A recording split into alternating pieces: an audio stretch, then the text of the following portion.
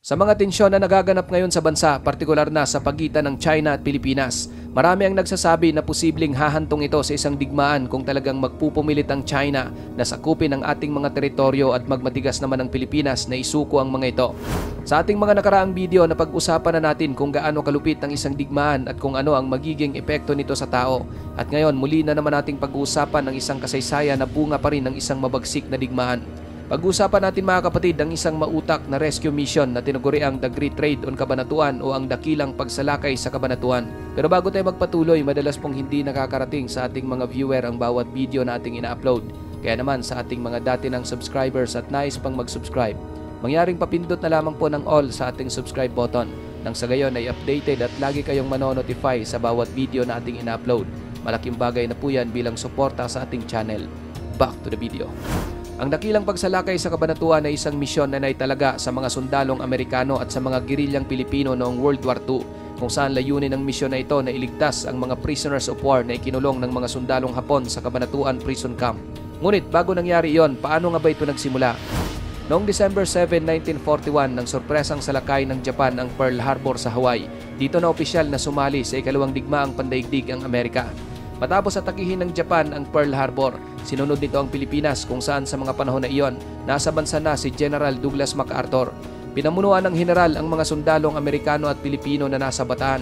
Ngunit pagsapit ng March 12, 1942, sa utos ni US President Franklin Roosevelt, nilisan nito ang Pilipinas kasamang ilang mga piling opisyal at ang Bataan ay kanyang iniwan sa ilalim ng pamumuno ni Lieutenant General Jonathan Wainwright, kabilang ang nasa 90,000 na mga sundalong Amerikano at Pilipino na patuloy na nakikipaglaban sa mga Hapon. Nangako ang general na muli siyang babalik sa bansa, ngunit wala pang isang buwan mula sa kanyang pag-alis. Pagsapit ng April 9, 1942, ang kanyang iniwan ng mga sundalo ay napasuko ng Japan dahil sa kakulangan sa armas, malnutrisyon, suplay ng pagkain at pagdapo ng sakit. Habang hindi pa tuluyang napasuko ng mga Hapon ang Bataan, inaasahan na nila na magkakaroon sila ng nasa tinatayang 10,000 hanggang sa 25,000 na mga prisoners of war. Katunayan, nakapag-organisa na sila ng 2 ospital, mga pagkain at mga magbabantay sa bilanggo. Ngunit nagulat sila sa bilang ng mga sumuko dahil umabot ito sa tinatayang 76,000. Matapos mahulog sa mga Hapon ang Bataan, lahat ng mga bihag na Pilipino at Amerikano ay kanilang pinalakad mula sa Maraveles, Bataan patungong San Fernando, Pampanga. At mula naman sa San Fernando, Pampanga, isinakay naman nila ang mga bihag at pilit na isinisiksik sa mga maliliit na bago ng tren patungo naman sa Tarlac bago muling pinalakad ng 9 na milya papunta sa huling destinasyon sa Camp O'Donnell sa Capas, Tarlac. Tinawag na Death March ang naturang milya-milyang paglalakad na iyon ng mga sundalong Amerikano at Pilipino. Nagresulta kasi ito sa pagkakaroon ng libu-libong mga nasawi dahil sa sobrang pagod, gutom, uhaw at labis na pagmamalupit. Ngayon mga kapatid, nang marating na nila ang Camp O'Donnell sa Capas, Tarlac, paglipas ng ilang araw, inilipat ang ibang mga bihag sa ibang mga lugar at isa na nga sa napaglipatan ay ang Cabanatuan Prison Camp. Pagsapit ng October 20, 1944, bumalik sa bansa si General Douglas MacArthur dahil dito nabigyang daan ang pagpapalaya ng Pilipinas mula sa kamay ng mga Hapon. Paglipas ng ilang mga buwan habang tinitipon ng Amerika ang kanilang puwersa upang ihanda sa tinaguriang main invasion sa Luzon, natunugan ito ng Japan at agad ipinag-utos ang pagpaslang sa mga bihag upang hindi na masagipa. Ilan sa mga nakakakilabot na mga pagpaslang ng Japan sa kanilang mga bihag ay nangyari sa Puerto Princesa Camp, kung saan halos 150 na mga Amerikano ang kanilang sabay-sabay na binuhusan ng gasolina at sinunog ng buhay. Nakarating sa Amerika ang kalupitan na ginawa ng mga Hapon sa kanilang mga bihag, labis silang nabahala at nagkaroon ng pangamba sa magiging kahihinat na ng iba pang mga bihag. Upang mapigilan ang kabagsikan ng mga Hapon, ikinasa ng Amerika ang mga serye ng pagsagip sa mga prisoners of war, kung saan isa na nga rito ang pagsagip sa mga bihag na ikinulong sa Cabanatuan Camp na ang karamihan ay mga sundalong Amerikano.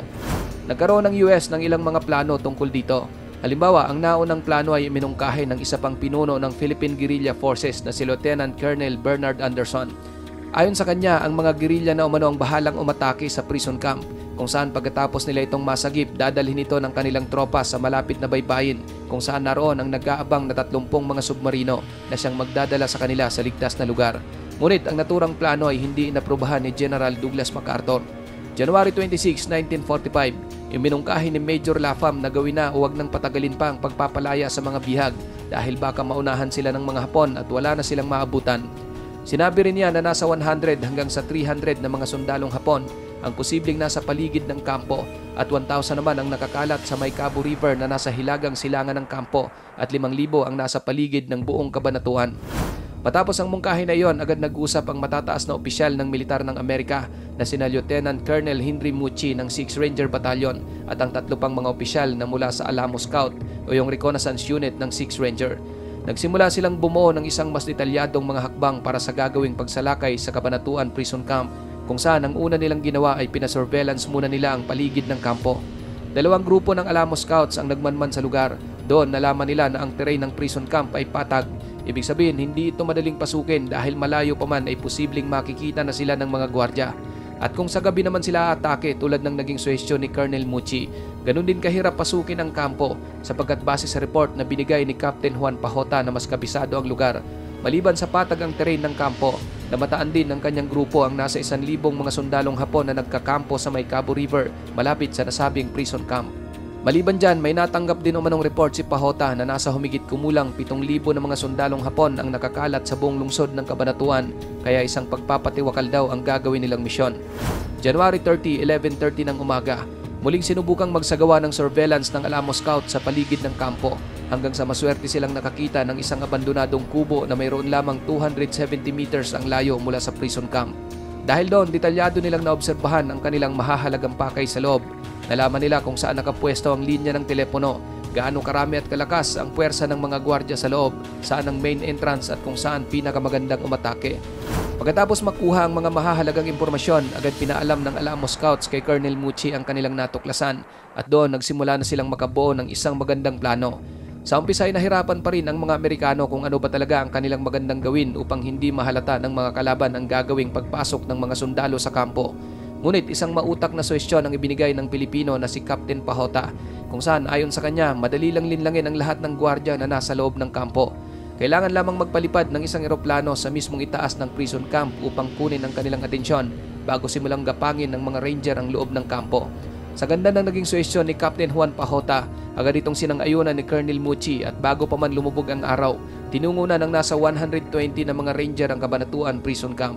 Hinati nila ito sa 2 grupo, ang F Company na mayroong 30 ang bilang na pinamunuan ni Captain Robert Prince at ang C Company na mayroong 70 bilang na pinamunuan naman ni Lieutenant John Murphy. Sa tulong ng mga Pilipinong gerilya, tinahak ng mga ranger ang kabundukan. Hindi sila dumaan sa mga pangunahing daanan upang maiwasang mapansin ng mga kalaban na nasa paligid lang nagpapatrolya. Ang nasa 200 naman ng mga Pilipinong gerilya sa ilalim ni Captain Juan Pajota ang nakatokang bantayan ang tulay ng Cabo River upang pigilan ang mga sundalong Hapon na tumawid papuntang kampo kung tutulong ang mga ito sa kanilang mga kasamahan kapag inatake na ang loob ng prison camp. Nilagyan ng mga gerilya ang tulay ng isang time bomb, tinaniman din nila ng mga landmine ang paligid, samantalang ang bawat isa sa kanila ay may daladalang tigi-isang basuka na gagamitin kung sakaling may darating na armored vehicle mula sa mga Hapon. Mga alas 7 na ng gabi nang marating ng mga ranger ang prison camp, agad itong pinalibutan ng F Company ni Lieutenant Murphy, samantalang ang nalalabing 70 ranger mula sa C Company ni Captain Prince ay handa ng pasukin ang loob ng kampo. Nakaposisyon na rin ang ibang mga gerilyang Pilipino kung saan naroon ang mga linya ng telepono at ilang minuto lang ang lumipas ay umugong na sa ere ang eroplanong P-61 Black Widow ng Amerika upang linlangin ang mga gwardya. Hindi biro kapatid ang ginawa ng piloto ng eroplano. Pagtapat nito sa mismong kampo sa taas na 1,500 feet, bigla nitong pinatay ang makina sa may kaliwang bahagi na nagresulta ng isang napakalakas na backfire. 2 beses ginawa ng piloto ang ganitong eksena at habang umuugong ng napakalakas ang eroplano, unti-unti pa itong bumulusok pa ibaba ng kampo hanggang sa 200 feet na lang ang taas nito bago nagpaikot-ikot sa lugar na tumagal ng 20 minutes. Dahil doon talagang nabaling sa itaas ang atensyon ng mga sundalong Hapon kung saan doon na sinimulang pagbabarilin ng F Company Ranger ang mga bantay na nasa itaas ng tore. Mabilis din na pinutol ng mga gerilyang Pilipino ang linya ng kanilang telepono na nooy nakakonekta sa iba pang mga kampo sa buong Kabanatuan. Mabilis namang nabuksan ng isang ranger ang main gate ng kampo kung saan agad na pumasok sa loob ang C Company at niratrat ang bawat nakikitang kalaban at pinasabog ang mga sasakyang pangmilitar. Matapos masiguro na wala ng mga kalaban, agad nilang pinuntahan kung nasaan ang mga bilanggo at doon ligtas nila itong nailabas. Marami sa mga bihag kapatid ang inaakay na lang ng mga sundalo at marami rin ang talagang kailangan ng buhatin dahil hindi na ito makalakad sa sobrang sama ng kondisyon. Ngayon mga kapatid, habang abala ang mga sundalo sa paggabay sa mga nailigtas na bihag, mayroong isang sundalong Hapon ang hindi napuruhan kung saan nagawa pa nitong magpaputok ng isang mortar. Agad din naman itong natodas ng mga Ranger, ngunit mayroong mga gerilyang Pinoy ang nasugatan at ang mas napuruhan ay ang isang Amerikanong medic na si Captain Jimmy Fisher. Ngayon mga kapatid, habang nagtatagumpay na ang misyon sa pagpapalaya ng mga bihag sa prison camp, mainit naman na binabakbakan ng grupo ni Captain Juan Pajota ang mga sundalong Hapon sa May Cabo River na nais tumawid papuntang kampo. Dahil nasa posisyon na ang grupo ng mga gerilyang Pilipino, hindi na nagawa pang makaporma ng mga kalaban kung saan napasabog pa nga ang 4 nitong mga tangke na nais itawid sa tulay. Pagkatapos masagip ang lahat ng mga prisoners of war, dinala ito ng mga ranger sa may ilog ng Pampanga, kung saan doon naman nag-aabang ang nasa 26 na mga kalesa na hila-hila ng mga kalabaw na una nang inihanda ni Captain Juan Pajota. Matagumpay mga kapatid na nailigtas ng pinagsanib na puwersa ng sundalong Amerikano at gerilyang Pilipino ang prisoners of war ng Cabanatuan Prison Camp, at ang pagsagip na iyon ay ang isa sa pinakamatagumpay na rescue mission sa mga prisoners of war sa kasaysayan ng militar ng Amerika. Sa kabuuan, umabot sa 522 ang nasagip na mga bihag, 492 na mga Amerikano, 23 na mga British, isang Canadian at isang Pilipino.